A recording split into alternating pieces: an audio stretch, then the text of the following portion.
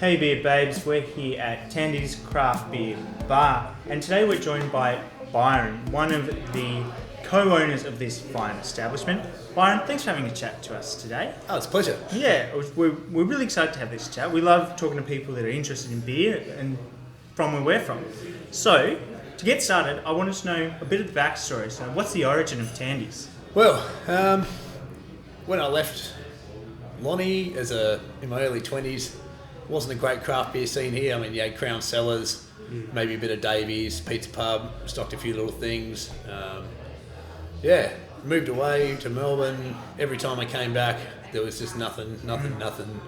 The idea developed while I was over there to come back and do something. In the meantime, St John opened, and which gave me great confidence to, jump in as well and, open up another craft beer venue that Lonnie seems to have a thirst for.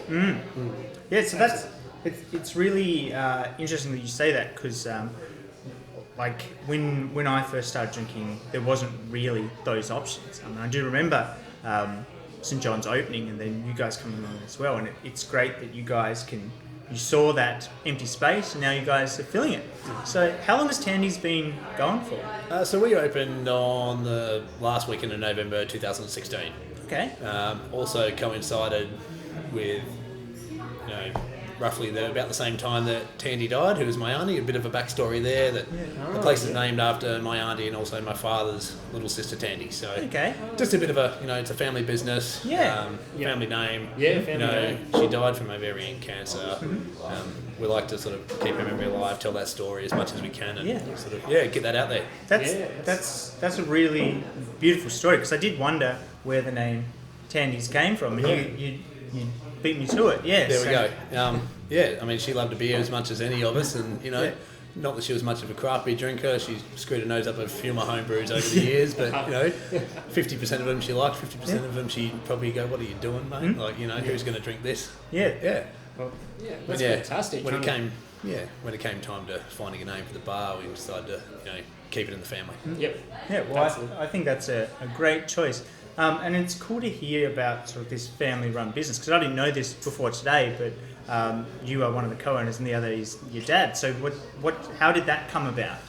Well, again, going back to looking at opening a craft beer bars, moved away to the mainland, travelled the States for quite a few months, and just both of us were sick of our day jobs. I'm a refrigeration mechanic by trade. Okay. The old man's worked hospitality, retail, various other trades as well, like sort of a few different things in his time, and kind of both just, took stock, reset. His father passed away as well, and, I'd finished travelling and just like, what am I going to do with my life, and what's he going to do? What do you want to do? And it just sort of evolved from a conversation over a couple of beers and a couple of my home brews, actually. He's like, these are pretty bloody good. You should start your own brewery. And I was like, well, maybe not a brewery straight away, but what about a bar? And it was just, and it just went from there. We went, sweet, let's quit the day job and come and do something for ourselves. And, like I said, he worked hospitality and owned his own pub in Sydney in the 80s. So, I mean, a lot's changed since the last time he was behind a bar. Got a good backbone for it, though. But still some understanding of, pub life and things like that. And he was wrapped. He's like, oh, really? You want to do it with me? I'm like, well, I suppose. That's so cool, and I think that's really inspiring as well. Like you decide you want to do something and you've turned it into a reality, and that reality is like a really nice venue that serves some amazing beers.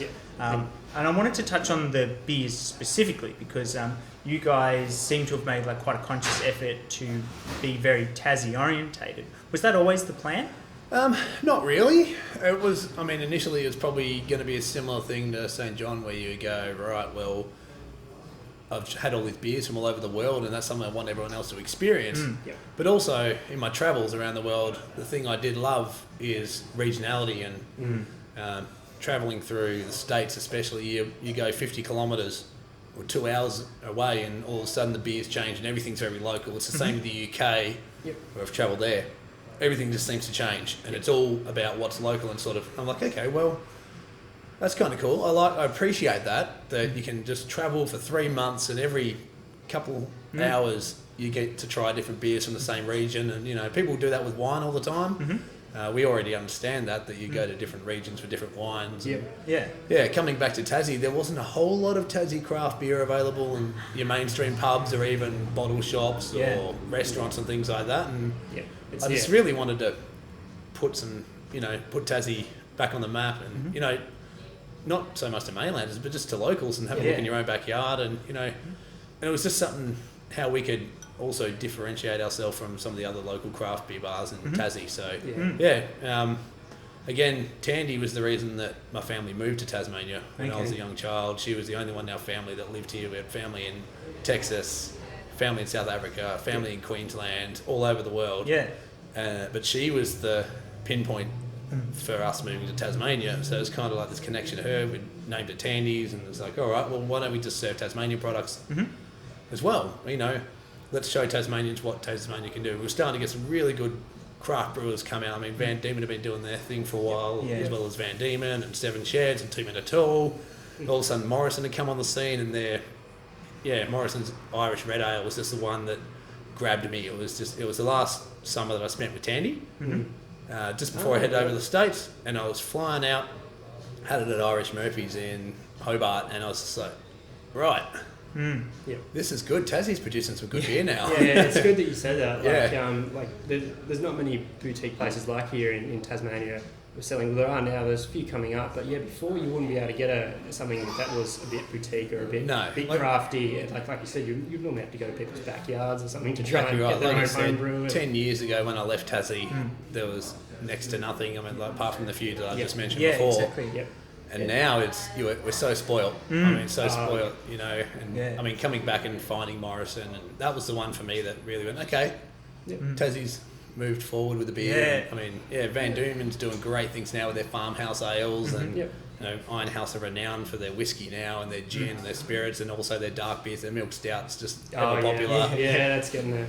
Yeah, I mean, there's so many. So even the flagship breweries for Tassie are starting to kick some goals, and and you've got all the newcomers, Shambles, Fox Friday, that are just absolutely killing it. I mean, I could reel off all of them. It's good to have a spot to have all those beers in one kind of, just to try them out as well. Well, that's it. Exactly. And you go, Jeremy. Yeah, no. So I was just saying, I always love it when I hear that some of our customers have discovered a new brewery here, and then they've gone away for the weekend. So we went down to that Bruny Island Beer Co, and we went to Bruny Island for the weekend, or we went to Ulverston to Buttons, and how good is it we can just go everywhere in Tassie now, and they wouldn't have known the breweries existed if we didn't put them on tap. So. Well, that happened for me personally just the other day. There was one, Frog in Tamer or Tamer. Fog in the Tamer from Miners Gold in Beaconsfield. Never heard of it, and fantastic beer, and now I'm looking out for it. So you're probably going to take a day trip up the Tamer Valley and go and have some lunch there, and another great venue as well. So. And as someone who obviously you seems like you've travelled around Europe a lot, and you've sampled a lot of beers. As a beer lover, what would be your favourite pick? For me, I'm going to keep it Tasmanian right now because that's what we focus on here. It doesn't have to be your own, but it can be. Well, I'll go with two. The one that really clicked me into gear with craft beer was the original Mornington Peninsula Pale Ale. I lived about a 5-minute walk from the brewery down there in Mornington. I'd go there every Friday night after work and have a wood-fired pizza and watch the footy and drink pale ale, and that's pretty much where it started for me. Your German wheat beers, Franziskaner, Weihenstephaner, those were the ones that really caught my interest early on. That style, the saisons and wheat beers, for me, that's still really where I like to, play around. Obviously the pale ales, your 6-pack test, but I reckon Tasmania-wise, I reckon Van Diemen's Claude and Wild Nectar, they're the two that I probably can't split them, but they're the ones I just, if I had a keg at home, that'd be what would be on tap. It'd always be there. Yeah, nice. And so you've told us what your favourite beer is. Tandy's have their own in-house beers.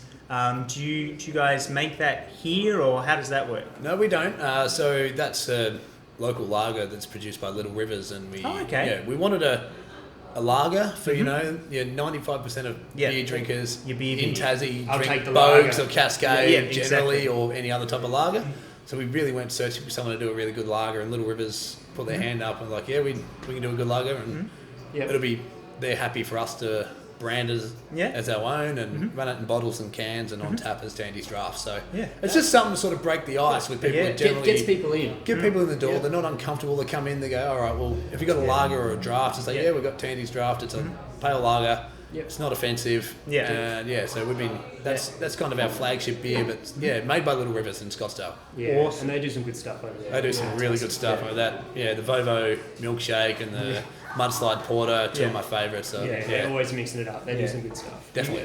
Yeah, it's amazing to hear about this this Tassie integration. You guys doing such good work here, and we're so happy that you could come along today. Thank you so much for taking the time to have a chat to us. I wanted to check, so what's the address for anyone that might not know where you guys are located? So the address is 102 Elizabeth Street, Launceston. So we're right between the Cock and Bull and St John. So both those venues serve pretty good craft beer as well. So, it's in a bit of a crafty crawl up and down Elizabeth Street now. And all those people that want to know, when's your happy hour again? Happy hour, Monday to Thursday, 5:30, 6:30, 5 till 7 Friday. Beautiful. Awesome. We'll be there. All right, Brian. Thanks for having a chat. Thanks for having us. Thank you. And we'll talk to you guys next time. See ya.